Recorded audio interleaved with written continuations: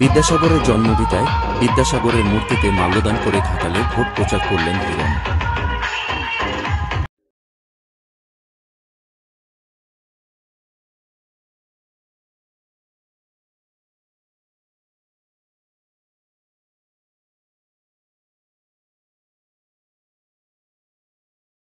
TV বাংলার প্রতিচ্ছবি।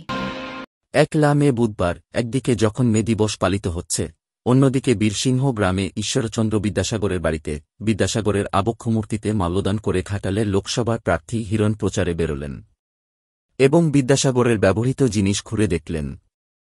পশ্চিম মেদিনীপুরের ঘাটালে আবহাওয়া অফিসের পূর্বাভাস অনুযায়ী দীর্ঘ ৫-০ বছরে রেকর্ড ছাড়ল তাপমাত্রা, কিন্তু এই গরমে ভোটে নির্বাচন প্রচার এতটুকু কমেনি। উত্তাপের সঙ্গে পাল্লা দিয়ে ভোট যত কাছে এগিয়ে আসছে, প্রচার তুঙ্গে বিভিন্ন দলের নেতানেত্রীদের।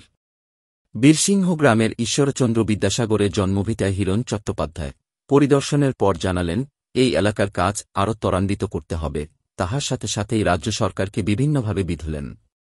খরারে প্রচারকালীন প্রতি মুহূর্তে রাজ্য সরকারের বিরুদ্ধে গর্জে উঠলেন। রাজ্য সরকারের কাজকর্মের উপর ক্ষোভ প্রকাশ করলেন এলাকার মানুষের কাছে। তিনি বলেন, এই প্রচণ্ড গরমেও এলাকার মানুষ কিভাবে নির্বাচনী প্রচারে রয়েছেন। আমি কৃতজ্ঞ। এলাকার মানুষ গ্রামের উন্নয়ন চাই, কিন্তু তেমন কিছু উন্নয়ন না হওয়ায় এলাকার মানুষেরা ক্ষোভ প্রকাশ করলেন লোকসভার বিজেপি প্রার্থী হিরণ চট্টোপাধ্যায়ের কাছে। যতই তাপমাত্রা বাড়ুক না কেন, নির্বাচনী প্রচারে মানুষের ঢল এতটুকু কমেনি।